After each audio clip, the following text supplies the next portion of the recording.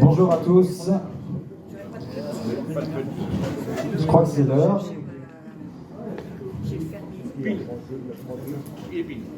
Bon, on a du monde, hein, c'est pas mal.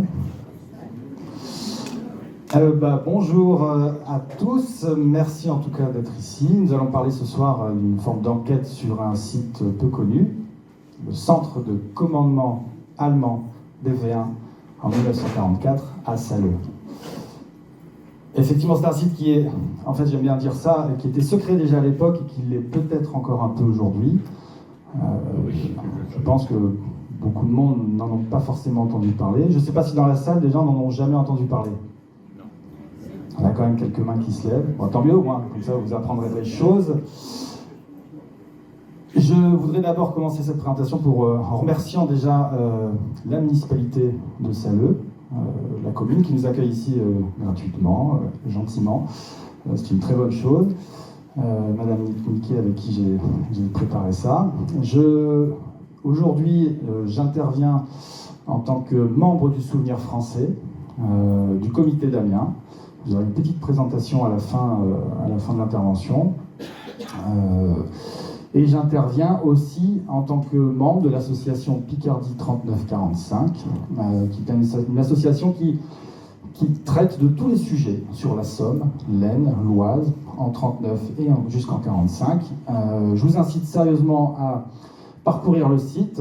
Il y a des articles, des ouvrages et également le forum où vous pouvez trouver beaucoup de réponses à des questions et même poser vos questions. Pas mal d'historiens amateurs ou vous confirmés vous répondront. Et on a Marc Pilot ici qui a créé cette association avec Frédéric Gondron. Donc voilà, une association qui est aussi active. Donc voilà. Moi, juste pour info, donc je m'appelle Nicolas et je suis passionné d'histoire militaire, Première, Deuxième Guerre mondiale, avec plutôt une spécialité sur l'Amiénois. Donc voilà, vous ne me connaissez peut-être pas, mais voilà, j'aime bien intervenir dans ce thème-là. Comme on l'a dit, c'est un site qui est peu connu. D'ailleurs, l'intervention de ce soir est labellisée 80e anniversaire de la Libération par la préfecture de la Somme. Et sachez que la préfecture elle-même ne connaissait pas le sujet, nous a demandé plus d'infos pour pouvoir nous donner cette labellisation. La preuve que justement c'est un sujet qui mérite d'être partagé. On est clairement là dans l'histoire locale, amiénoise, qui s'inscrit dans la grande histoire de la Seconde Guerre mondiale. Et c'est ça qui est intéressant. On va revenir dessus après. Aujourd'hui, à travers cette présentation, vous comprendrez pourquoi on l'a fait aujourd'hui, le 13 juin 2024, pourquoi on l'a fait à Salle, on va vous en douter un peu, et pourquoi on l'a fait peut-être dans cette salle même, ici même. Justement, on aura l'occasion d'en reparler. Avant de démarrer cette présentation, je voudrais juste clarifier une chose, il n'y a jamais eu de V1 à Salle, ni même de rampe de lancement, que ça soit clair pour tout le monde, je ne vais pas faire de déçus, d'accord ? On va parler du poste de commandement. En guise de teaser, pour vous parler, donc ici on va être ensemble à peu près 45 minutes. L'idée c'est qu'à la fin, vous pourrez poser vos questions, on essaiera d'y répondre ou pas, on n'a pas forcément les réponses. Et je vous demanderai aussi de partager ce que vous connaissez sur ce sujet, sur le fameux, les anciens d'ici parlent du souterrain de Salle. N'hésitez pas à partager en fait vos anecdotes, vos souvenirs, vos témoignages.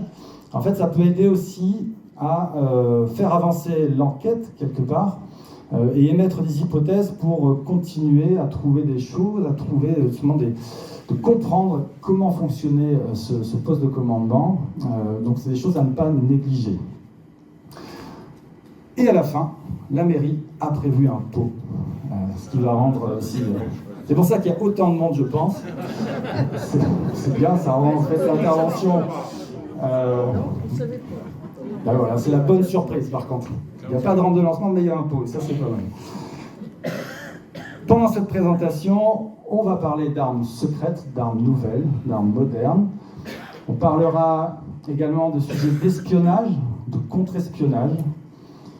On parlera forcément de passage de personnages historiques sur la commune, ou de relations. On parlera aussi d'évasion, et également de capture exceptionnelle sur Salle, sur ce site. On aura aussi une page un peu plus sombre avec en fait un camp de travailleurs, un camp de déportés, de camp de concentration. Et c'est surtout en fait un site qui n'a officiellement jamais été exploré depuis la fin de la Seconde Guerre mondiale. Et c'est ce qui rend en fait le sujet intéressant. On n'a pas d'études réellement approfondies qui ont été faites, ni de cartographie, ni quoi que ce soit. Et c'est ça qui rend en fait le sujet passionnant. Alors là aussi, je vais peut-être casser tous les espoirs de tout le monde. C'est ça le site. Il ne paye pas de mine du tout. On ne sait même pas ce que c'est. Une pâture. Les propriétaires sont là, ne rentrez pas dessus. Ils sont armés. Non, je rigole. Mais le site est là. En fait, il n'est pas mis en valeur, c'est une propriété privée. On va décrire en fait sa fonctionnalité, comment ça s'est construit, à quel moment, à quoi ça a servi, etc. Mais quand on arrive dessus, franchement, on ne s'en rend pas compte. C'est le long de la route de Conty, en fait, en sortant de Saleux. Clairement, entre fantasme et réalité autour de ce site, qui finalement fait quand même couler beaucoup d'encre, on va voir ensemble ce soir qu'est-ce qui rend ce lieu important et intéressant en 1944. Qu'est-ce qui a pu se passer? Histoire secrète et histoire oubliée. Vous êtes prêts? Ça fait 10 minutes et on n'a pas commencé encore. Pour reprendre un petit peu, pour donner un cadre en fait à ce site, Saleux, c'est un petit village, vous connaissez, vous êtes arrivé ici, au sud d'Amiens, qui fait à peu près 1000 habitants à l'époque, qui était plutôt rural, et qui rapidement en fait s'est industrialisé avec des industries textiles, vous connaissez, Poiré ou même Cosra, que tout le monde connaît. Donc le site possède des infrastructures qui sont importantes, des ateliers assez vastes. On parle de plusieurs centaines, plusieurs milliers d'ouvriers qui viennent travailler sur Saleux. Donc des infrastructures assez importantes, assez vastes, ce qui peut intéresser en fait une organisation militaire à l'avenir. Ce qui est intéressant aussi de noter, là c'est une carte du cadastre de... Bon, vous l'avez peut-être pas reconnu, mais en gros, c'est la photo de tout à l'heure. C'est une forme de merlon qui va en fait en forme de virgule, si vous voulez, qui fait 7-8 mètres de haut, qui existait déjà depuis des décennies et des décennies. Et à l'époque, dans ce site-là, en fait, on retrouvait un souterrain. Des témoignages parlent d'un souterrain, en fait, féodal, comme ils disent. Donc il existait quelque chose. Autour de ce site, donc, une industrie se crée, et de l'autre côté du village va avoir lieu, en fait, s'installer une gare qui finalement prend de l'importance, notamment en 14-18, qui dessert Amiens, puis après un peu plus loin sur la partie sud-ouest. Et en 14-18, pas mal de passages de troupes, de matériel, de munitions, de denrées, etc. Et notamment, fortement, à partir d'avril 1918, où la poussée allemande est importante, pour préparer aussi la contre-offensive, la bataille d'Amiens. Donc voilà. Donc un village en fait qui présente des infrastructures importantes, intéressantes, pour du stockage et autres. Ensuite démarre la Seconde Guerre mondiale. Très rapidement, bon, vous connaissez la drôle de guerre, 1939, 1940, 19 mai 1940, les Français évacuent Saleux, les Allemands arrivent, la première Panzerdivision prend la ville d'Amiens, s'installe durablement à partir du 20 mai, vont couper la France en deux jusqu'à Saint-Valery-sur-Somme. À partir de là, les Français vont chercher à réagir, à reprendre pied au sud d'Amiens. Des combats ont lieu à partir du 23 mai 40 sur Saleux. C'est des troupes coloniales qui interviennent. C'est notamment l'infanterie motorisée qui va chercher à reprendre pied. Les combats en lieu vont même se déplacer jusque Saint-Fucien. Et finalement, la ligne de front va s'installer là pendant 3 petites semaines, 2 semaines et demie. Les Français ne vont pas réussir en fait à reprendre pied. On va passer d'une période d'offensive française à une période défensive. Les coloniaux vont laisser place à des troupes d'infanterie standard, la 16e division d'infanterie, jusqu'au 5 juin, où là, les Allemands vont déclencher une offensive générale sur, pas que Saleux, mais sur toute la ligne de front qui va du lac de l'Ailette, Saint-Quentin, Amiens, Abbeville, jusqu'à la côte. Et finalement, Saleux va être complètement envahi et devient, en fait, sous l'occupation allemande, une poussée de 2 Panzerdivisions et une division d'infanterie allemande face à quelques régiments. Donc voilà. Les plaines de Salleux vont être couvertes de carcasses de blindés allemandes qui vous prouvent aussi que les Français ont su se défendre et ont su ralentir la poussée allemande, quitte à faire changer les plans d'ailleurs. L'occupation s'installe à Salleux.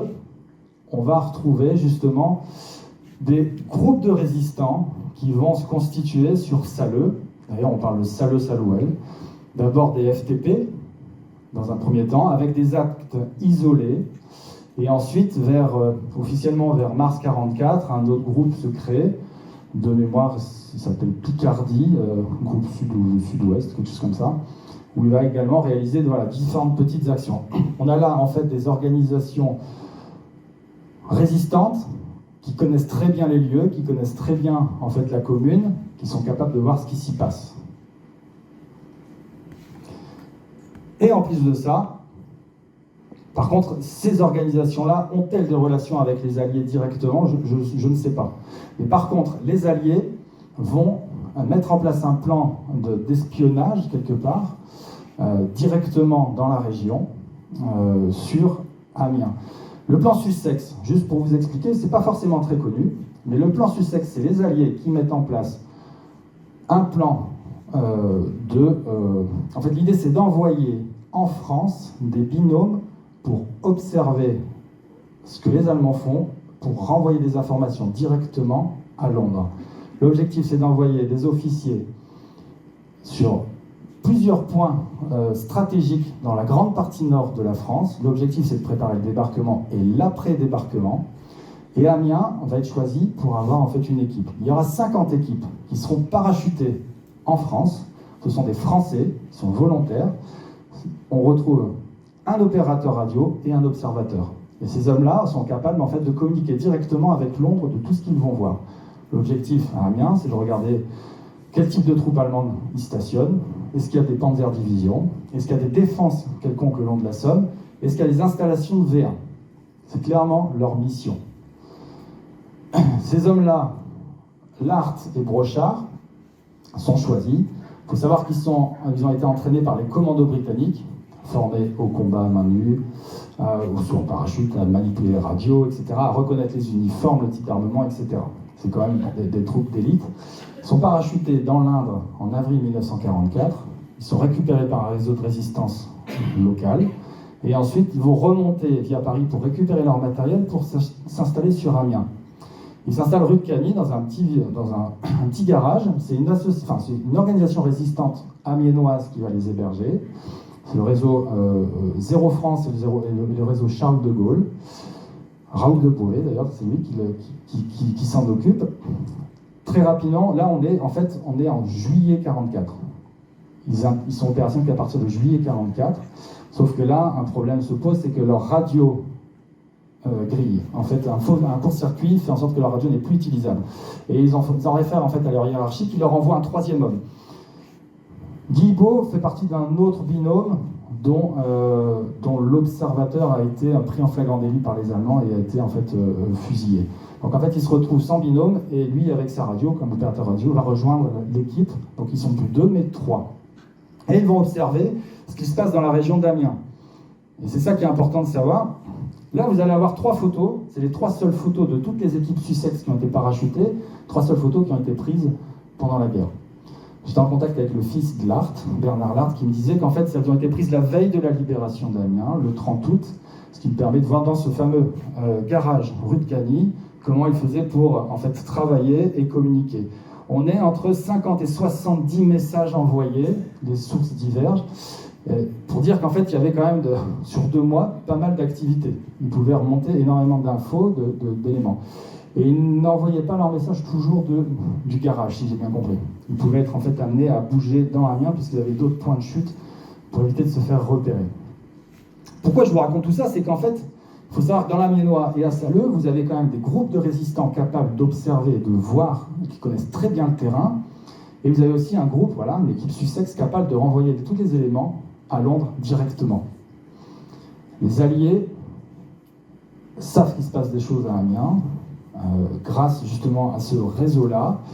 Et on peut se poser forcément cette question. Est-ce que le site de Salleux a été découvert ou pas par les Alliés? Est-ce qu'il a été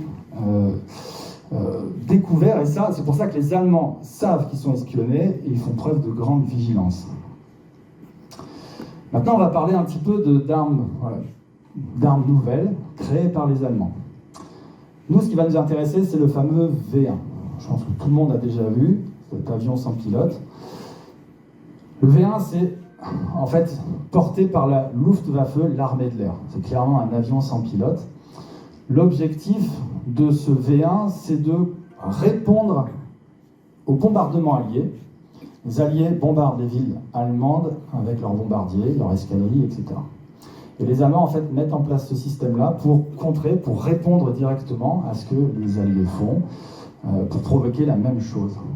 Ils vont développer, en fait, tout un centre de recherche-développement à Peenemünde. Vous avez peut-être déjà entendu parler. Une petite partie est réservée au V1 et une très grosse partie est réservée au V2. Le V2, vous avez peut-être déjà entendu parler, c'est la fusée A4, la fameuse fusée de Tintin, que tout le monde connaît, a déjà vu. C'est une arme encore plus sophistiquée, mais qui nécessite encore plus d'éléments de recherche, etc. Il faut savoir que le V1 a déjà été proposé en 1939, mais à cette époque-là, l'armée allemande ne s'y intéresse pas. On est dans la drôle de guerre, la campagne de Pologne, la campagne de France, puis les choses changent avec la bataille d'Angleterre, qui est en soi perdue par les Allemands, puis le déclenchement de l'opération Barbarossa en Russie, et finalement les Allemands, plus on avance dans le temps, après on aura Stalingrad, fin 1942, ont besoin d'hommes, ils ont de moins en moins d'hommes, moins en moins de matériel et moins en moins de carburant. C'est des denrées rares. Et finalement, cette arme-là peut aider à répondre à certaines de ces problématiques, on va revenir dessus. Pour travailler sur ces projets d'armes de représailles, les Allemands mettent en place une organisation spéciale couverte par le 65e corps d'armée. Ce qui nous intéresse, c'est le patron, Heinemann, on reviendra dessus après, et son chef d'état-major, le général Walter. Ils sont en charge de la partie V1, qui nous intéresse, la partie V2, on reviendra dessus après, et la partie V3. Il a existé des V3, je ne sais pas si vous savez, c'est un projet qui a plutôt été annulé. Le site principal opérationnel était sur Mimoyec, à côté de Marquise, dans le Pas-de-Calais, au-dessus de Boulogne. Donc voilà, nous, si on revient dessus rapidement, ça c'est la fameuse fusée V2. Le V2 est porté par l'armée de terre. Alors ça c'est le petit écusson de l'armée de terre. C'est la fameuse fusée de Tintin, c'est une arme supersonique qui en fait décolle à la verticale, rentre dans la stratosphère, atteint 5000 km/h et retombe sur sa cible. Elle explose, vous l'entendez bien après. C'est inarrêtable. Ça ressemble un peu, si vous voulez, au missile supersonique que Poutine a développé avec la Russie. C'est des armes, quand elles sont mises au point lancées, en fait, c'est impossible de l'arrêter. Et là, c'est un projet qui a été largement porté par un homme, un scientifique, Von Braun, vous avez peut-être déjà entendu parler, qui était aussi un nazi à l'époque, qui avait aussi son uniforme SS, et qui finalement, à la fin de la guerre, c'est lui qui est vraiment le père de cette fusée. Et à la fin de la guerre, les Américains ont senti justement l'opportunité de le récupérer dans leurs équipes, pour pouvoir justement développer aussi des fusées. Et il atteindra quand même des postes de direction à la NASA. Donc il est devenu, il a réussi à percer après-guerre dans ce domaine-là. Nous, on s'intéresse au V1. Ça, c'est une photo du fameux V1. Le V1 est porté par la Luftwaffe, l'armée de l'air. C'est la petite différence. C'est le fameux aigle de la Luftwaffe que vous avez ici. Un avion sans pilote. Ce qui est intéressant avec ce projet-là, c'est que, d'une, on n'a pas besoin de pilote. Rappelez-vous que la bataille d'Angleterre a été perdue, on a perdu beaucoup de pilotes, c'est compliqué d'en avoir, etc. Donc ça, c'est plutôt pas mal parce qu'on n'a pas besoin de pilote. Ensuite, c'est un équipement qui est plutôt à bas coût, finalement, en termes de matériaux. Et enfin, carburant. Ce qui est intéressant, c'est que les bombardements alliés doivent partir d'Angleterre, bombarder et revenir. Là, ici, on n'a besoin que de faire un aller simple. Et ça permet aussi d'économiser quelque part un petit peu du carburant, même si c'est un carburant spécial. C'est toutes ces problématiques-là qui ont intéressé aussi le projet, qui s'appelait initialement FI-103, puis après FZG-67, c'est parce qu'il est le plus intéressant. Et à partir de 1942, ce projet est intéresse l'armée allemande, il est développé, il passe en fait de prototype à quelque part une industrialisation.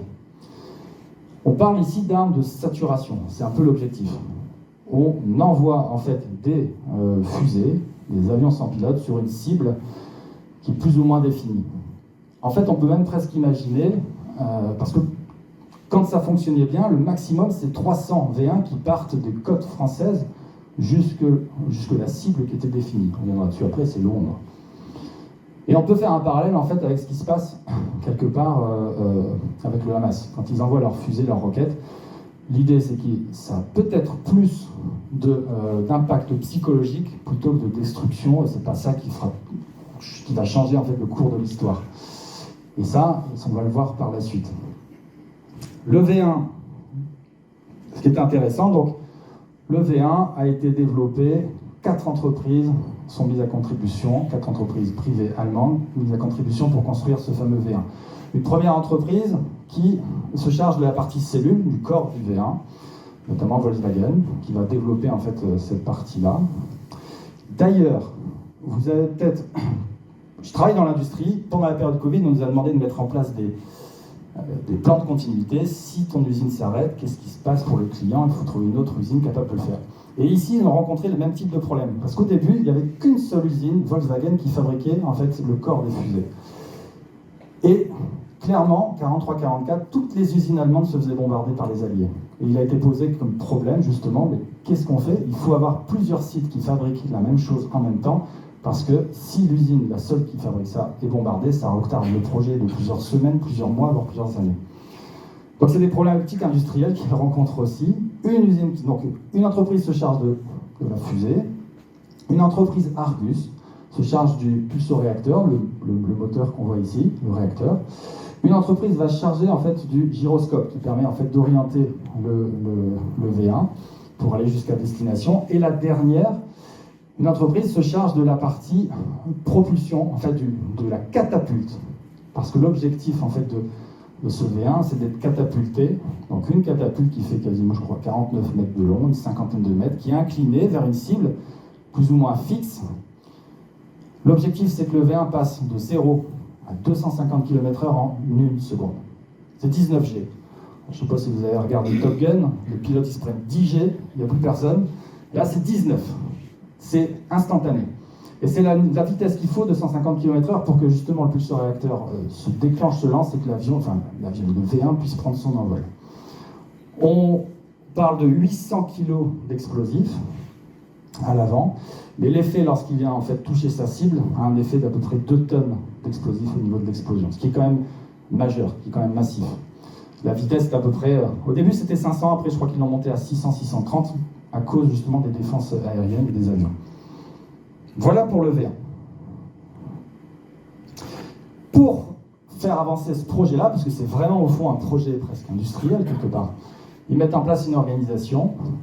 Au début, c'est un régiment qui est plutôt un régiment d'essai, qui est piloté par un colonel, le colonel Max Wartel, l'Oberst Max Wartel. Et ensuite, à partir du 15 août 1943, est créé le fameux Flak Régiment 155W. W pour Werfer Lanceur.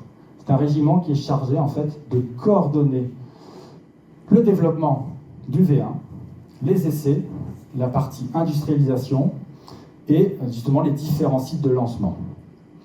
Wartel a été choisi, c'est un ancien de 14-18, il a été choisi pour son courage, mais bon, quel militaire à l'époque n'est pas courageux, mais aussi parce qu'il a des qualités organisationnelles. Et c'est ce qu'il faut en fait pour mener à bien ce projet-là, pour réussir à coordonner tous les services entre eux pour faire avancer et aboutir l'objectif. Il faut imaginer quand même qu'il y a une pression dans cet environnement-là assez forte de sa hiérarchie. 15 août 43, donc création en fait de ce fameux régiment, en fait, le Flak Régiment 155W.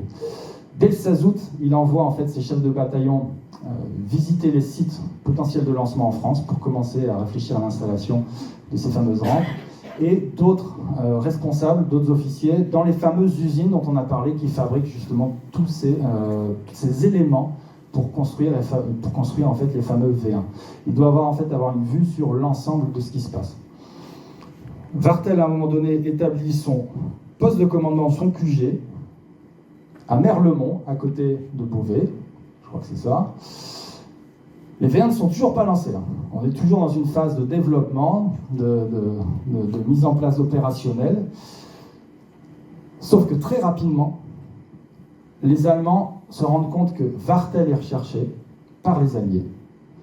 Et les Alliés savent rapidement, dès juillet 1943, avant même la création du régiment, que Wartel commande en fait un régiment, une unité qui prépare quelque chose mais ils ne savent pas quoi.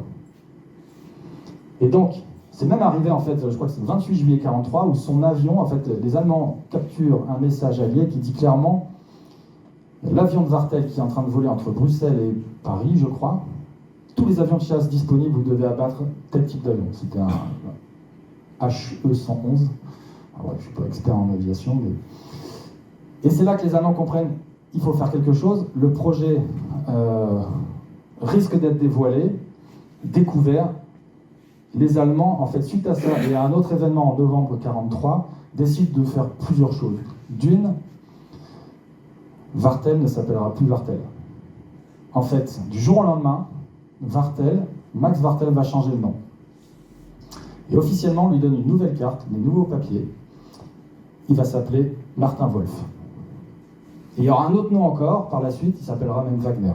WWW pour le régiment 155W. Je ne sais pas s'il y a un lien, mais il y a des W partout. Wartel n'existe plus, à tel point qu'il va même faire en fait une prise d'armes avec ses hommes le lendemain ou quelques temps après. Il se présente devant ses hommes en expliquant « Max Wartel a été muté, je suis Martin Wolf, votre nouveau commandant d'unité. » Il porte le bouc, il s'est coupé les cheveux, il a une nouvelle carte d'identité. L'idée, c'est de brouiller les pistes. Ça, c'est le premier élément. Ensuite, le FLAC Régiment 155 n'existe plus. On va changer le nom, on va lui donner un faux nom, le FLAC Groupe Creil, pour justement éviter que l'espionnage ne remonte en fait jusqu'au fameux secret de création. FLAC Groupe Creil, et tous les hommes qui appartiennent à ce régiment-là vont aussi avoir comme appellation FLAC Groupe Creil sur leur papier d'identité. Et quand vous retrouvez en fait dans les archives, ça c'est une photo des archives de la municipalité d'Amiens, des militaires allemands qui décèdent pour X ou Y raison de ce régiment-là sont mentionnés comme FLAC Groupe Creil. Le régiment 155W n'existe plus. Et pour aller encore plus loin, notre ami Wartel, alors ça c'est le papier, on va avancer, mais ça c'est le papier officiel qui lui donne le droit. C'est le troisième élément, c'est justement, il a changé de nom, mais il a même le droit de porter l'uniforme de la Luftwaffe ou l'uniforme de la Wehrmacht, de la R, de l'armée de terre, ou l'uniforme de l'organisation TOD, ou de venir en civil. C'est l'un des seuls officiers qui peut faire ce qu'il veut. Il n'y a que la Kriegsmarine, la marine allemande, n'a pas le droit de porter en fait l'uniforme de la marine allemande. Tout est fait pour brouiller les pistes, jusqu'à ce que il s'est imposé à son siège au QG, là, où il coordonne en fait ses installations, à Merlemont, interdiction de porter l'uniforme. Tout le monde doit venir en civil, même les officiers les plus haut gradés. Tout est fait pour que justement on brouille les pistes. Et à l'entrée de cette propriété, c'est même un panneau qui mentionne que c'est l'organisation TOD, rien à voir avec une organisation qui développe des armes nouvelles. On a vraiment là en fait toute une structure qui est mise en place pour brouiller les pistes. Et après c'est à double tranchant parce que parfois, bon, peut-être que ça lui a laissé le champ beaucoup de choses, mais en gros, Wartel a beaucoup de pression pour faire avancer son projet. Il a aussi eu des problèmes avec l'organisation interne allemande, où il passait pas très loin à chaque fois de la cour martiale. C'est ça qui est à double tranchant. Donc là, vous avez une photo de lui en officier de l'armée de terre, une photo de lui en officier de l'armée de l'air, et même en civil sur la partie gauche. Donc c'est vraiment très particulier, en fait. De mémoire, je pense que c'est la seule unité ou organisation qui avait le droit de faire ça. Donc ça, c'est le site de Merlemont, poste de commandement, où c'est là où ils coordonnent ensemble. On a le château où les officiers logent, etc. On a des casernements où ils travaillent. Et on a également, en fait, des abris pour les véhicules. Donc un poste de commandement, c'est un peu ça. Quelque part, si un poste de commandement à Salut, on devrait retrouver quelque chose comme ça. Mais est-ce que ce poste de Merlemont a été découvert figurez-vous qu'il a été bombardé 2 fois, en mai et en juin. Et je pense que les Allemands l'ont compris, et c'est pour ça qu'ils ont cherché à partir de Merlemont. C'est devenu trop dangereux. Malgré tout ces superfuges, ce site a été découvert. Ils sont partis sur un autre site, à Auteuil, avant d'arriver à Saleux. Et c'est peut-être à ce moment-là, là on est en avril, ils quittent le site de Merlemont en avril 1944. Les V1 ne sont toujours pas tirés, c'est toujours un projet. Et c'est peut-être là qu'ils se disent on va construire Saleux. Je pense que c'est en mars-avril 1943. Donc ce régiment-là, finalement ce régiment il est assez intéressant parce qu'en fait on retrouve des rampes de lancement un peu partout sur la côte, du Cotentin jusqu'à la Belgique. Donc, finalement Wartell il gère une unité qui a un réseau hyper intéressant le long de la côte. On parle de plus de 200 sites de lancement. Au début, c'était des sites très lourds, bétonnés, avec des rampes bétonnées, etc., facilement repérables par les Alliés. Donc, tout s'était détruit. Tout ça a été bombardé. Donc, ils ont changé leur fusil d'épaule et ils ont décidé d'installer des rampes, enfin des sites légers, avec des rampes facilement camouflables, on pouvait les installer rapidement, pour éviter justement cette permanente, en fait, ce risque permanent des Alliés. Une seule cible a été définie au démarrage, c'est Londres, on appelle la cible numéro 42. C'est Adolf Hitler lui-même qui dit « vous bombarderez Londres et que Londres ». Wartell avait préconisé de bombarder aussi d'autres cibles telles que Portsmouth, c'est un port où il y a beaucoup d'activités militaires alliées, ou l'estuaire de la Tamise, mais finalement ça a été refusé. Adolf Hitler a voulu que ça soit uniquement Londres. Il faut savoir que, en même temps, le V1, au niveau de sa précision, c'est 6 km². 6 km sur 6 km. Donc, quand les conditions météo sont bonnes. Quand elles ne sont pas bonnes, on est plutôt sur du 15 km². Ce qui peut être un peu plus compliqué. Donc Londres, en fait, une ville aussi vaste, ça peut forcément bien se passer, enfin, en tout cas pour les objectifs. Donc les travaux de Saleux démarrent à peu près en avril 1944. Wartell décide donc de changer son poste de commandement de lieu. Et en avril 1944 commencent des travaux, peut-être fin mars, avril, c'est difficile de savoir en fait à quel moment ils démarrent. Mais en gros, ce qu'on sait, selon le journal de marche du régiment, ils mettent 8 semaines pour le construire. Officiellement, c'est ce qui est marqué. Ce qui est très très peu, je trouve. Pour le construire, en fait, une organisation particulière est mise en place. Le journal de marche mentionne qu'il s'agit en fait d'un groupe de prisonniers, on parle d'un groupe mixte de prisonniers, ce que j'expliquais tout à l'heure. On va retrouver en fait 3 catégories. Des prisonniers de camps de concentration, des prisonniers de guerre russes, soviétiques, et des prisonniers de droit commun. Ces hommes-là sont choisis, ce que des hommes, ont été choisis parce qu'ils ne parlent pas français aussi. Enfin, ils ont dit qu'ils ne parlaient pas français. Après, l'objectif, c'est qu'il n'y ait aucune communication entre ces hommes qui travaillent sur le site de Saleux et les populations de Saleux, et la résistance, quelque part.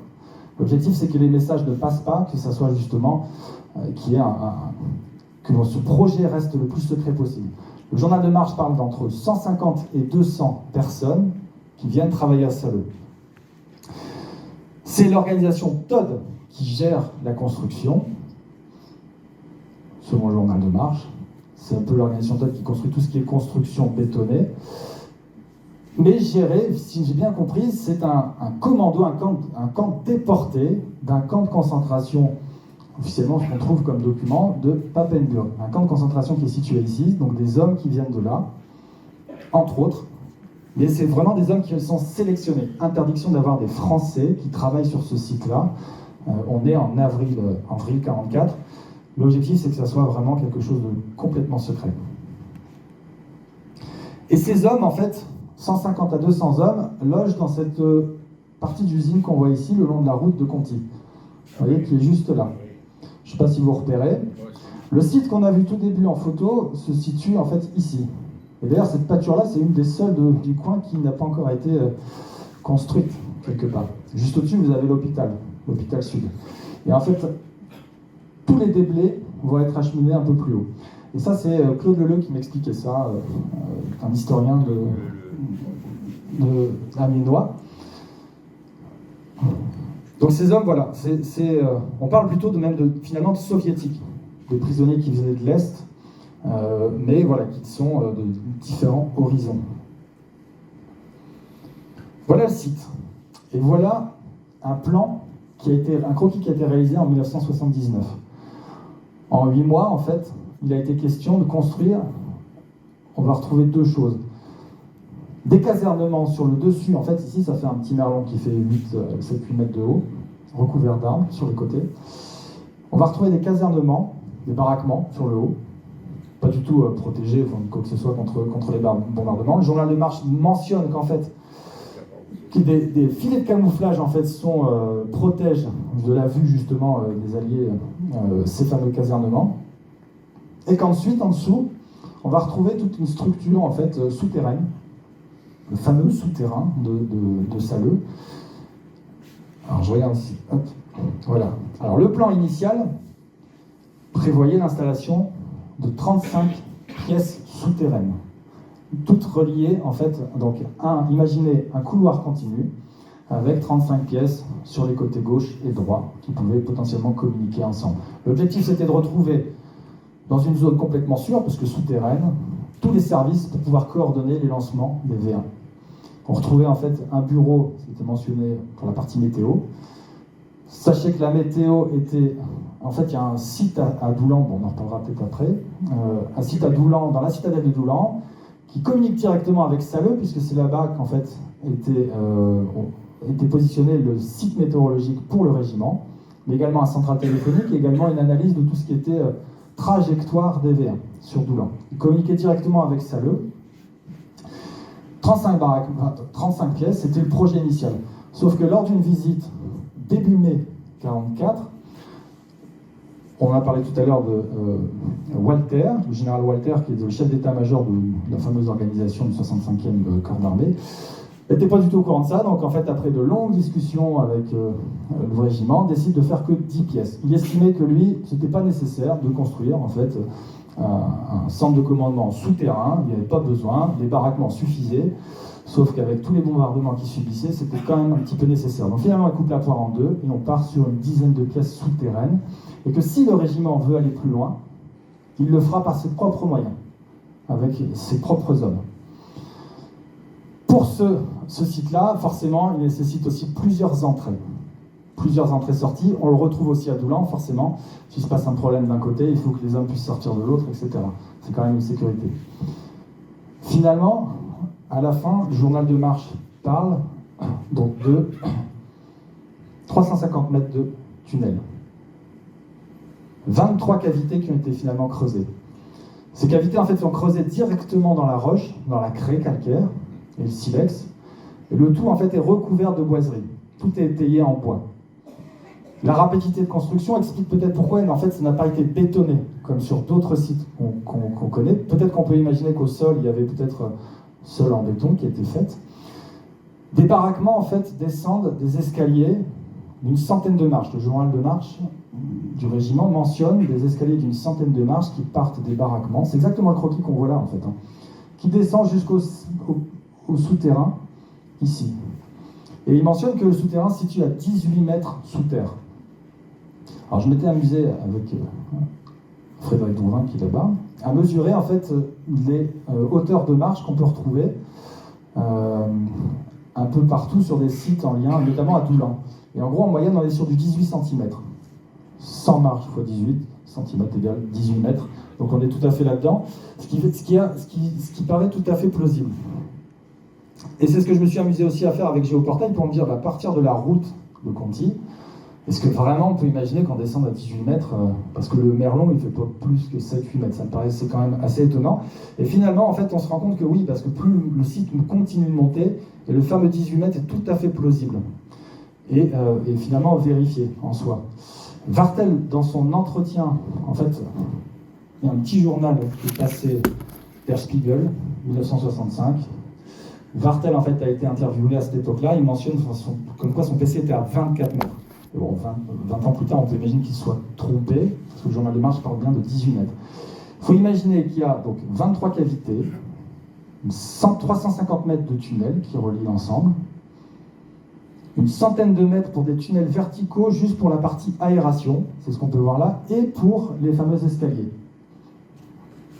qu'on voit ici.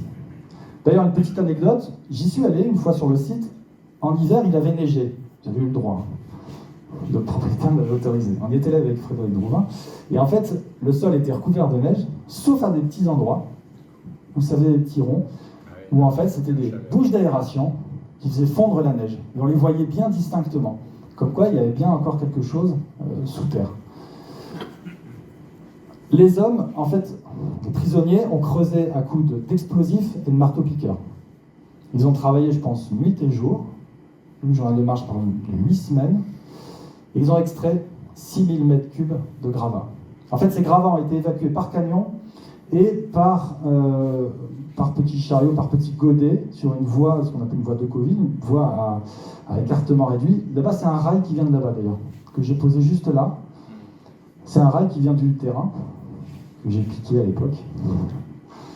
C'est vraiment des... Voilà. Et 6000 m3, c'est pas mal quand même. La pièce ici, elle fait 700 m3. C'est juste pour vous donner un ordre d'idée de la taille de ce site-là. Et l'ancien propriétaire mentionnait aussi que quand ils ont refait la route, il avait prévenu comme quoi il y avait un souterrain qui passait sous la route, etc. Mais moi, perso, je me disais, bon, est-ce que c'est vrai ? Et finalement, en fait, les ouvriers, le camion, lorsqu'il est passé, quand ils refaisaient la route, finalement, il tombait dans le trou. Il y a un trou qui s'est créé sous le passage des engins, et ce qui prouve quand même qu'il y avait quand même quelque chose. Donc, il faut vraiment imaginer que je pense qu'il y a un sacré gruyère à cet endroit-là. Et après, le journal Marche mentionne exactement aussi à quoi servait chaque baraquement. Et les baraquements plutôt pour travail administratif, un baraquement plutôt pour la partie... pour les officiers, un autre pour les soldats. Il y avait même un baraquement qui était prévu, qui s'appelle casino, plutôt pour une sorte de foyer de soldats, ou foyer d'officiers peut-être. Et c'est peut-être lui qui était de l'autre côté justement de la route. Donc on a quand même là un site qui est quand même assez important. Et aujourd'hui, il subsiste uniquement, si vous le voyez, une citerne d'eau qui se situe sur la partie haute et un reste de substruction en briques qui devait abriter, je crois, c'était un groupe électrogène ou quelque chose comme ça. De temps en temps, on peut retrouver en fait des morceaux de crochets de fil, de filets de camouflage, mais en soi, il ne reste pas grand-chose. Et par contre, on voit encore des entrées qui se dessinent en fait dans... Mais tout a été rebouché. Alors je le dis pour ceux qui souhaitent s'aventurer, mais tout a été complètement rebouché en fait très rapidement après la guerre. Le site en fait, on ne peut pas y aller en soi aujourd'hui, et je pense que ça fait des décennies qu'en fait tout est bouché comme ça. Donc ça c'est une photo de 1952 du géoportail. Voilà, on est 7 ans après la fin de la guerre. Et vous voyez en fait peut-être que ça c'est des anciens emplacements de baraquements. Et les fils de camouflage, en fait, étaient tirés entre les arbres ici.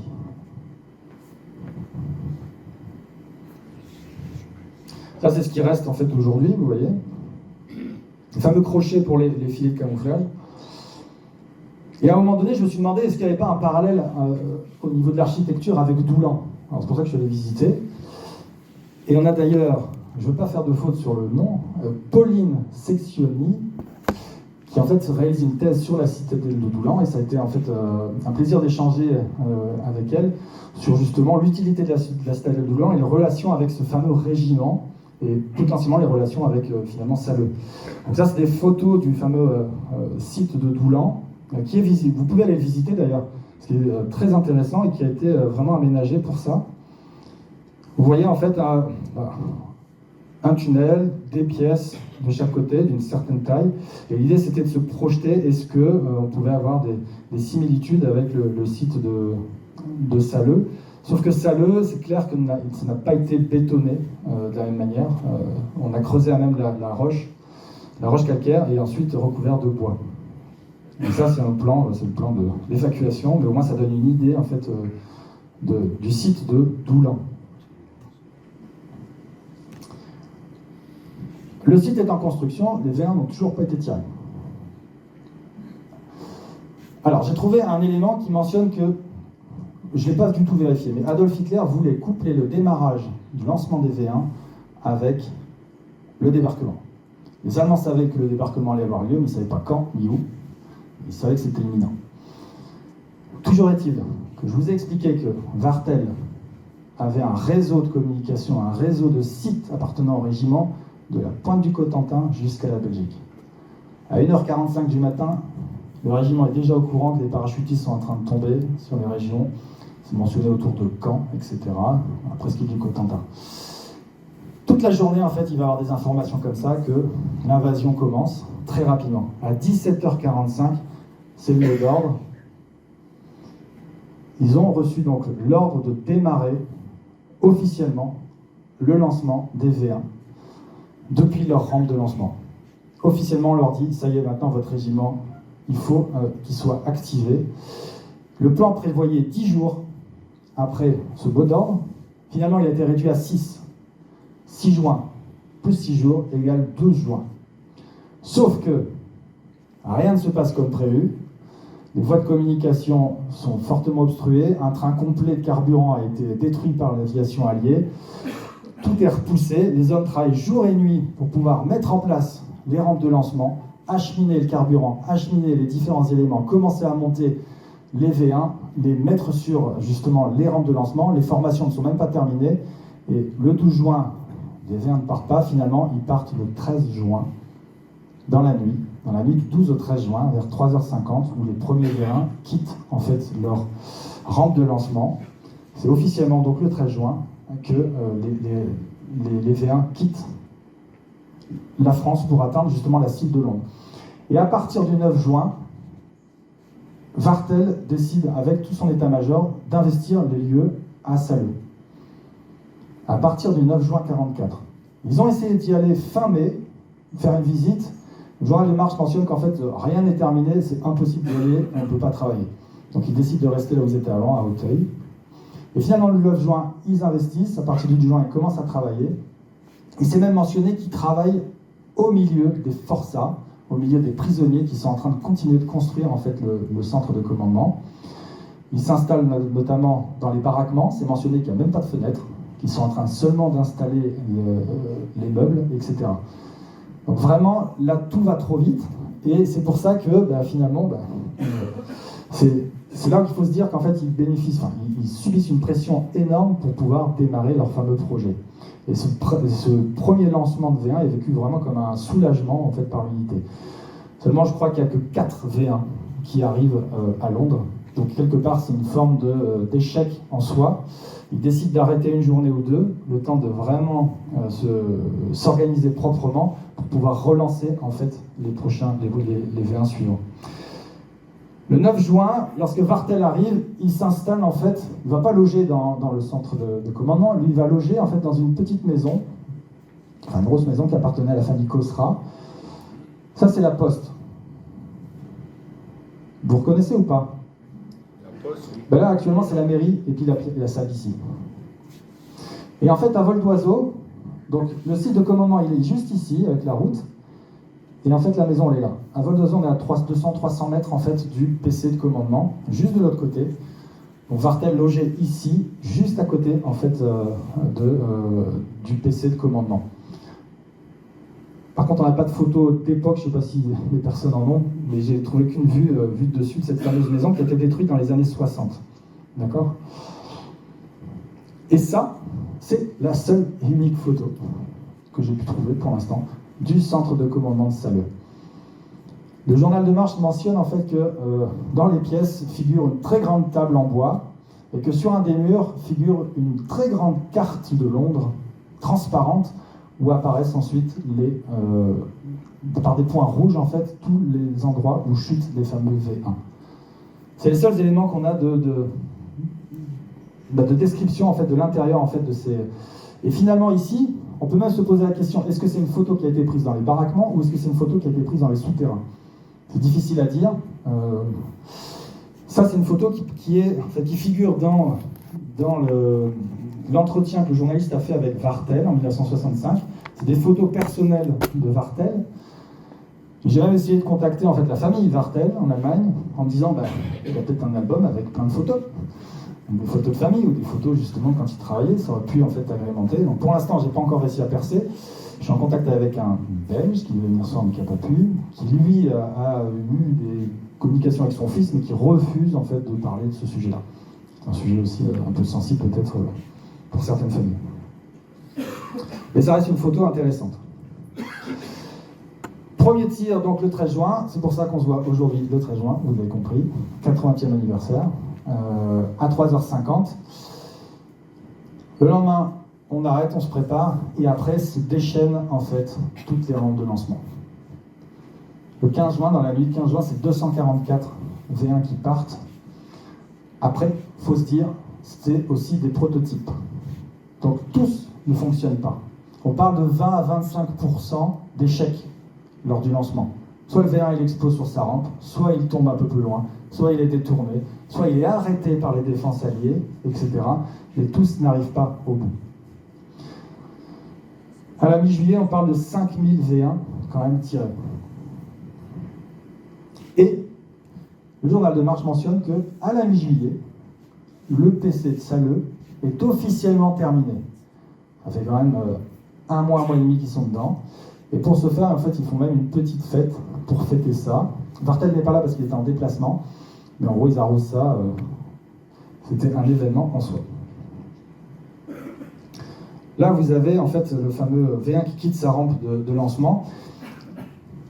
Ce qu'il faut comprendre, c'est qu'on parle vraiment, c'est ça, d'une bataille psychologique. Parce que quel est l'impact réel stratégique sur le tournant de la guerre? Il est assez faible quand même. Par contre, ce que ça va générer, c'est une bataille psychologique pour les habitants de Londres, les Alliés, mais également ça va mobiliser des forces militaires alliées très importantes.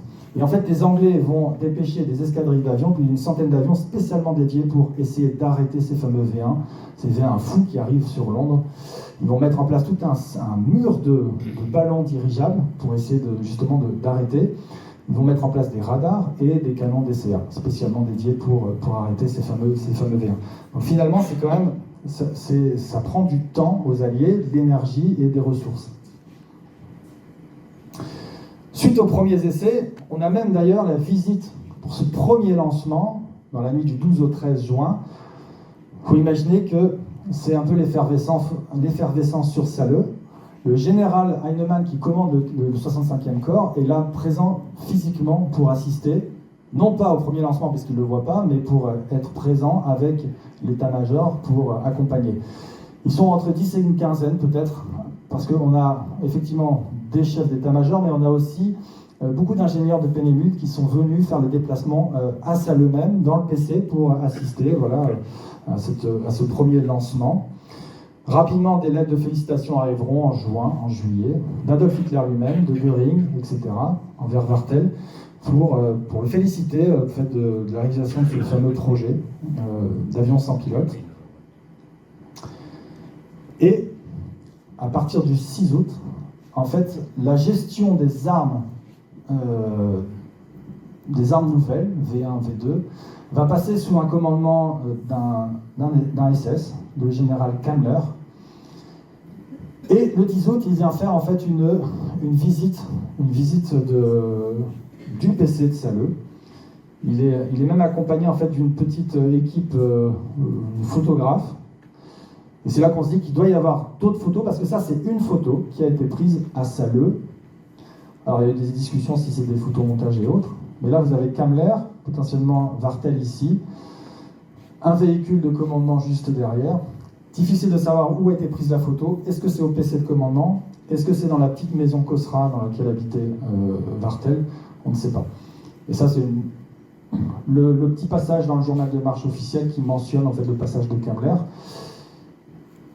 Si on regarde la photo d'après, ça c'est la fameuse petite voiture qu'il utilisait. Et il y a un événement qui s'est passé aussi dans la commune, ce même 10 août 1944.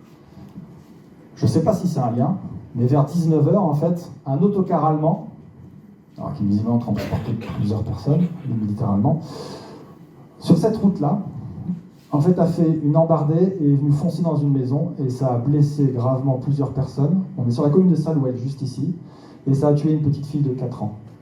Donc un accident tragique qui est arrivé ce 10 août 1944 vers 19h. Parce qu'en fait, pour aller à la maison de Vartel, là où il habite, il faut prendre cette route-là et revenir ici. Est-ce que c'était en lien? Est-ce que c'était le convoi qui accompagnait notre ami non, pas notre ami, d'ailleurs, le général Kammler. Je ne sais pas, on ne le sait pas, mais en tout cas, il s'est passé un événement ce même jour, en fin de journée, peut-être à la fin de cette visite, un événement tragique en fait pour les habitants. C'est pas notre copain, pourquoi? Parce qu'en fait, Kammler, c'est plutôt un monstre. C'était un SS qui en fait était chargé de développer en fait tout l'univers concentrationnaire, notamment à Auschwitz, pour les massacres que vous connaissez, dans les camps de concentration. Il a œuvré avec énergie et il est reconnu pour ça. Et après, donc à partir du 6 août 1944, il a pris en fait la responsabilité de la gestion de ces armes de destruction, des armes de destruction V1, V2. Et ce qui s'est passé, comme beaucoup de ces hommes-là, c'est qu'à la fin de la guerre, on ne sait pas trop ce qu'il est devenu. Et il y a encore des livres qui sortent, il y a un bouquin là, qui est sorti en 2019, où justement des historiens enquêtent sur le devenir de cet homme-là. Officiellement, il est mort en mai 1944, mais des recherches prouvent qu'il a été récupéré par les Américains, on lui a changé son nom pour qu'il puisse en fait communiquer des informations sur la gestion des armes V1, V2, etc. Non pas d'un point de vue scientifique, mais plus d'un point de vue organisationnel, etc. Et puis aussi potentiellement pour donner peut-être les noms des bonnes personnes, etc. Donc il y a toute une polémique autour de cet homme-là, qui était en fait recherché vraiment pour ses crimes, mais qui finalement potentiellement a été blanchi. Voilà. Ça, c'est les sites de V1 qu'on va retrouver autour d'Amiens. La question qu'on se posait, c'est est-ce que le site de Salleux a été découvert par les Alliés? Personnellement, je pense que non. Salleux était répertorié comme un lieu de stockage par les Alliés, officiellement, dans leurs archives. Plusieurs bombardements, 2 bombardements notamment, ont bombardé la zone de la gare, et on voit nettement en fait, les impacts. La zone de la gare, puisqu'à cet endroit-là, il y avait des stockages en fait, de carburant, etc. Et par contre, dans la zone vraiment du PC, celle-ci a été épargnée. Après, type de bombardement allié comme ça, 10% des bombes atteignent leur cible, c'est-à-dire que 90 n'atteignent pas la cible, sont plutôt autour. Mais aujourd'hui, on n'a aucune trace qui prouve que le site a été bombardé volontairement, et je pense que s'il l'avait su, je crois qu'il aurait noyé sous un tapis de bombes. La ligne de front se rapproche et Vartel décide finalement de quitter le PC. Il mentionne lui-même, c'est lui le dernier à quitter le PC de Salleux le 23 août 1944, à 5h du matin. La poche de Falaise tombe, la bataille de Normandie, vous vous rappelez, la poche de Falaise tombe le 21 août 1944. C'est la retraite allemande, la ligne de front bouge de jour en jour. Vartel décide en fait de retraiter et d'aller un peu plus loin. Je crois qu'il va d'abord sur Roubaix pour établir son nouveau poste de commandement. On va parler de 3 personnes maintenant, 3 petites histoires très intéressantes autour de Vartel. Vartel, en 1941, il est hospitalisé dans un hôpital à Anvers et il fait la connaissance d'Isabella, qui est une infirmière à l'époque. Il se noue d'amitié avec elle, qu'il apprécie beaucoup. Je me demande d'ailleurs si c'est pas fiancé à l'époque, je ne sais pas. Et en tout cas, il va correspondre avec elle pendant toute la guerre. Jusqu'à ce que... Elle est belge, elle habite à Anvers. Et elle reste à Anvers. Jusqu'à ce que la ligne de front avance. La ligne de front passe Salleux, la ligne de front continue d'avancer, et finalement les Alliés libèrent Anvers. Isabella se retrouve dans la zone libérée.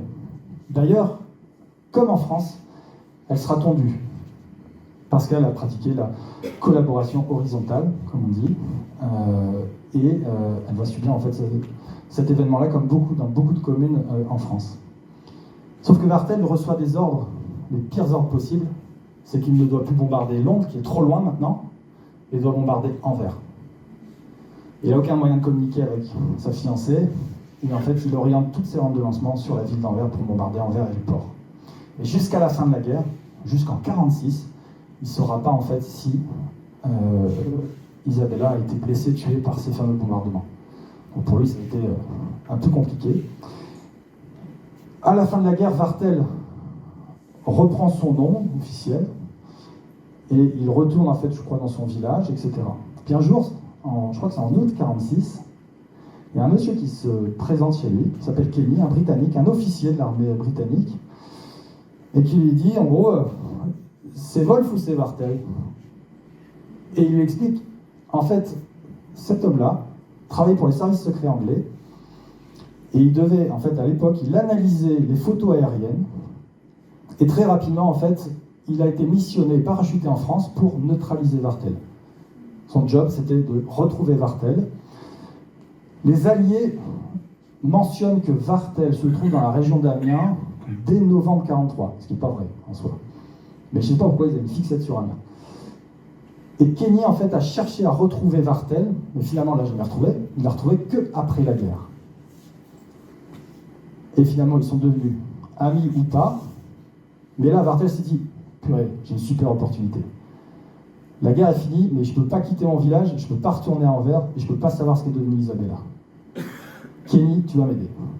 Et donc, il s'est noué d'amitié avec cet officier anglais qui voulait le tuer, à la base, le kidnapper, mort ou vif. Et ils se sont arrangés ensemble pour passer des lettres. Et après, très rapidement, Kenny a réussi à faire venir Isabella et Wartel à Londres. Et là, ils ont décidé de se marier. Et avec qui dans la pièce il fallait 2 témoins. Il a pris Kenny comme témoin et son assistante qui était avec lui. Et comme ça, Wartel s'est marié avec Isabella. Ils ont eu des enfants d'ailleurs. Et voilà, ça c'était pour la petite histoire, comme quoi c'était assez cocasse. Et une autre histoire, un autre homme l'a retrouvé, parce que Wartel, en fait, Wartel après la guerre a travaillé encore dans l'aviation, et il est devenu directeur de l'aéroport de Hambourg. Je crois que c'est Hambourg.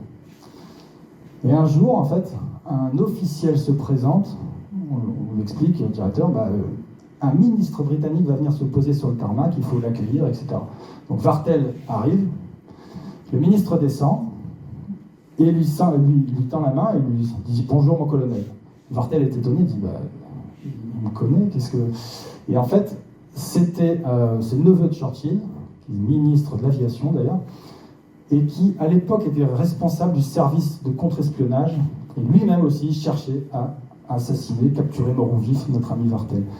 Et ils ont passé comme ça une demi-journée à discuter en fait ensemble, etc., et à garder contact par la suite.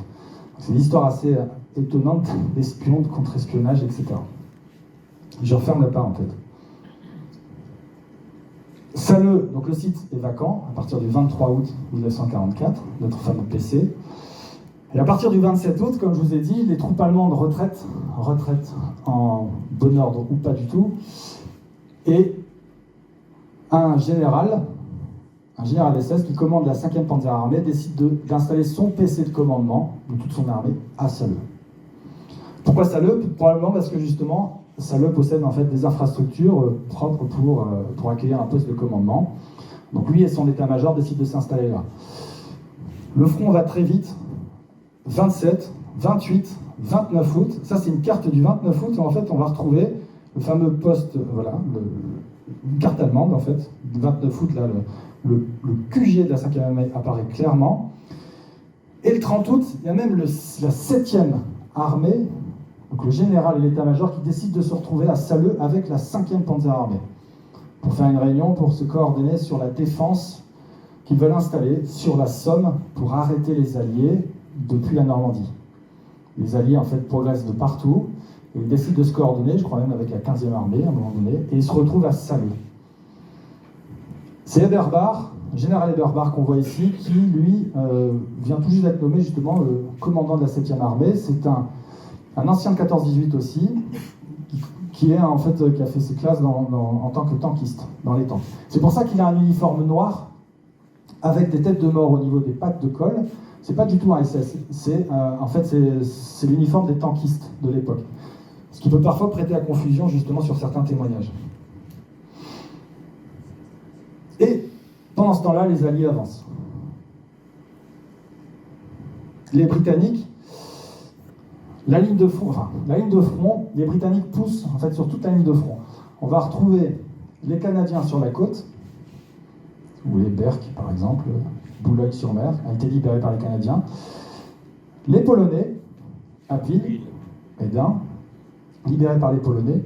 Ensuite, on va retrouver les Britanniques. Et la région d'Amiens, l'Amiénois, est libérée par la 11e division. La 11e. Black Bull. C'est certains signes qu'on voit ici. Montgomery préconise Ça, c'est la répartition de la 11e division. Et Montgomery préconise de pousser avec toutes les unités blindées uniquement, et après suit le reste. L'idée, c'est d'aller vite, très très vite, avec tous les régiments de chars possibles et disponibles pour percer la ligne de front. Et on a nos différents régiments là. Donc ça, c'est la 29e brigade avec le 23e hussard, le 3e Royal Tank, le 2nd 5 and 4th, qui décide de pousser. On est le 30 août, les alliés britanniques arrivent à Beauvais le 30 août. Dans l'après-midi, la ville est libérée. Ils disent on va faire une pause, on repartira le lendemain. À ce moment-là, à partir du 30 août, ils disposent en fait de 159 blindés, voilà, des fameux Sherman, 30 Firefly, donc ça c'est le char qu'on retrouve dans Fury avec Brad Pitt. Et là, l'état-major britannique se dit coup de poker, il faut continuer. On ne s'arrête pas à Beauvais, on va sur Amiens, on attaque pendant la nuit pour pouvoir en fait atteindre les ponts de la Somme pour éviter qu'ils soient détruits ou qu'une ligne de défense soit installée. Dans la nuit du 30 août au 31 août, donc, les Britanniques, en fait, même les hommes, finalement, sont très étonnés, ils ne s'y attendaient pas. Il faut savoir qu'ils n'ont presque pas dormi. Ils sont exténués par la ligne de front. Et on leur demande de faire, en fait, entre 40 et 50 km de plus dans la nuit. Et de profiter de la pleine lune, en fait, de la lumière de la lune pour avancer. Les mots d'ordre sont clairs, pas de lumière sur les colonnes, une lumière autorisée juste à l'arrière. Sauf qu'en fait, il pleut. Il pleut des averses, des nuages partout, on voit rien du tout, c'est hyper compliqué, ils n'ont presque pas de carte, les panneaux sont inexistants. Et ils vont essayer de trouver leur chemin pour aller de Beauvais, Crèvecoeur, Amiens.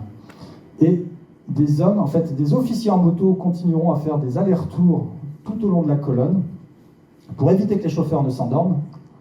On est vraiment, là, ils sont exténués. Et pour s'assurer qu'en fait, les gens ne se perdent pas, que les hommes ne se perdent pas, les Britanniques, pour arriver jusqu'à Amiens. Et les hommes, en fait, chaque régiment se prend une route, voilà, et pour arriver jusqu'à Amiens. Et on se retrouve, en fait, avec un régiment en particulier qui, lui, va se retrouver à Salleux. Alors, je vais avancer parce que là, c'est justement heure par heure, avec les journaux de marche britanniques, on retrouve, en fait, la position de chacune des unités qui avance jusque dans Amiens. Et à un moment donné, on a, en fait, une unité de reconnaissance qui... Bon, ça, c'est une photo dans Amiens, voilà. D'ailleurs, ici, sachez que ça, c'est le carrefour du 3e Royal Tank. Et le 31 août, en fait, les états-majors des deux armées qu'on a vues se trouvent encore à Salleux le matin même. Et les Anglais sont étonnés d'arriver si vite sur Amiens. Les habitants amiénois, de l'Amiénois, pareil, ils sont vraiment surpris. Et les Allemands, alors ils s'y attendaient pas du tout. Le Seth Dietrich, qui commande la 5e Panzerarmée, lui, a eu juste le temps de monter dans sa voiture avec son état-major, de partir de déguerpir. Il avait même, je crois, des hommes qui étaient basés donc, dans un château à Saveuse. Tout juste, il s'enfuit. Eberhard ne tient pas compte, en fait, d'une alerte radio qui lui a envoyé comme quoi les troupes britanniques arrivent très rapidement. Et finalement, en fait, il se fait capturer. Il se fait capturer à Salleux sans même combattre. Où exactement, c'est difficile à dire, probablement autour de son PC, parce qu'en gros, il perdait du temps à détruire les documents qu'il avait avec lui. Et en fait, c'est cet homme-là, ce général, donc s'est fait capturer directement par un Britannique, enfin par une unité britannique.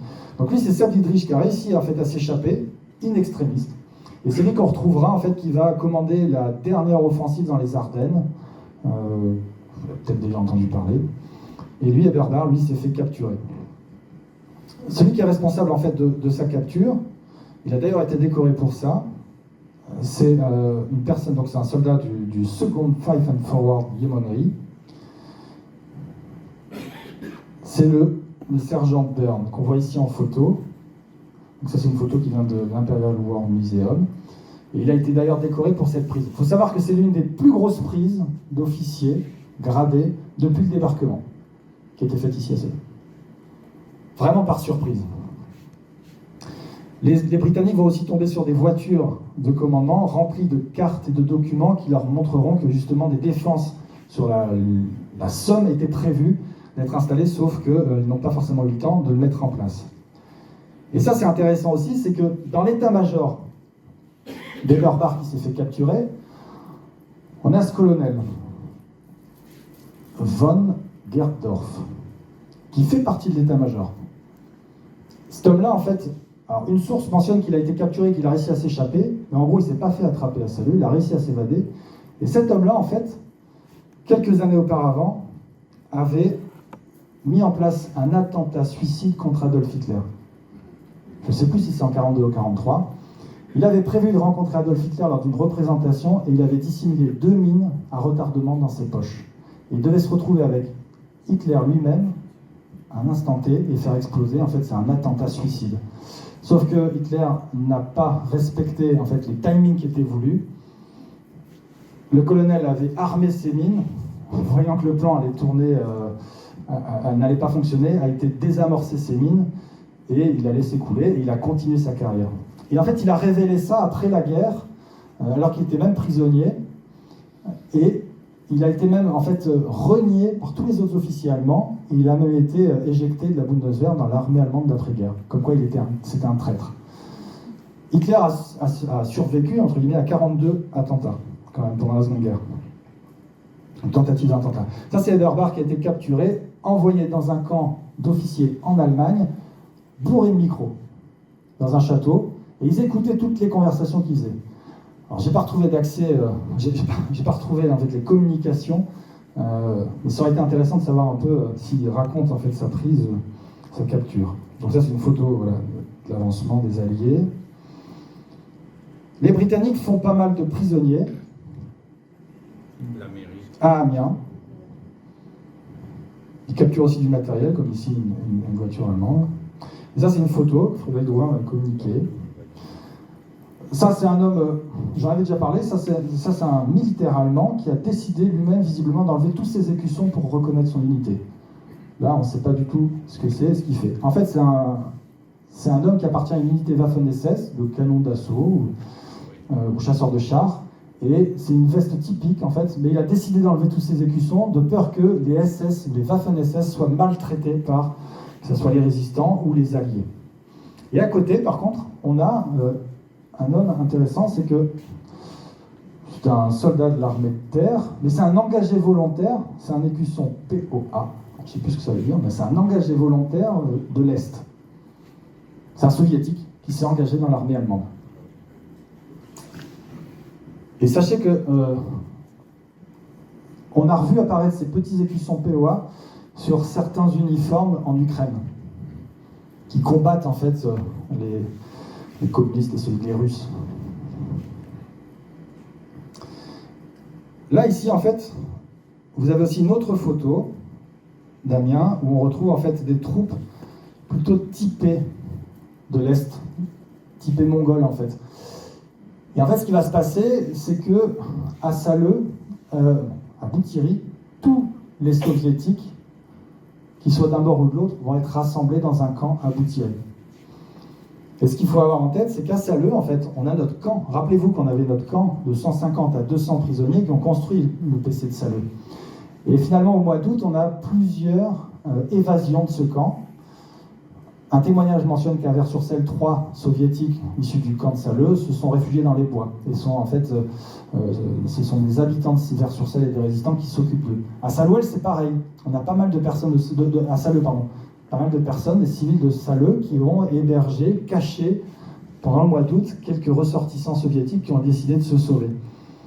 Tous ces hommes, en fait, on va retrouver jusqu'à 1200 soviétiques, qui soient d'anciens de l'armée allemande ou d'anciens prisonniers, qui ont été mixés ensemble dans un camp qui a été installé à Boutiri, dans la maison des pères, et également une partie dans l'usine juste à côté.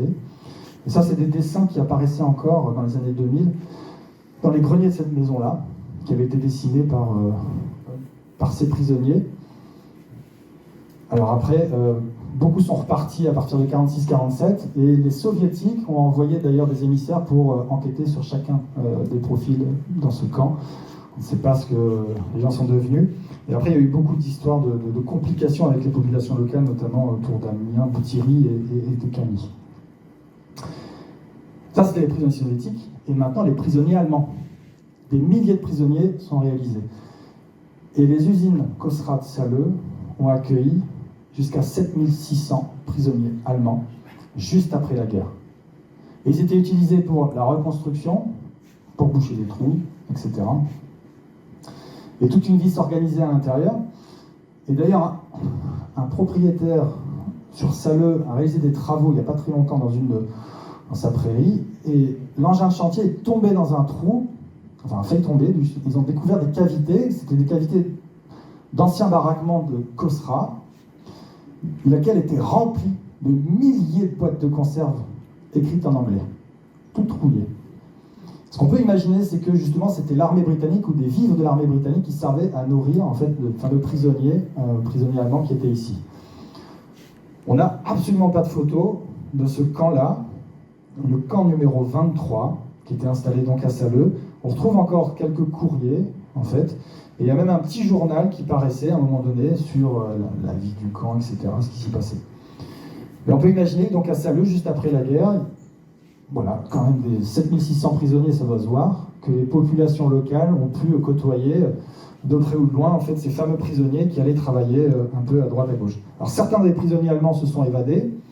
On retrouve des articles justement dans la presse, comme quoi certains ont fait des vols, etc., se sont fait rattraper, d'autres ont incendié des trains ou des wagons, juste après la guerre, dans les années 45, dans les années 46, etc.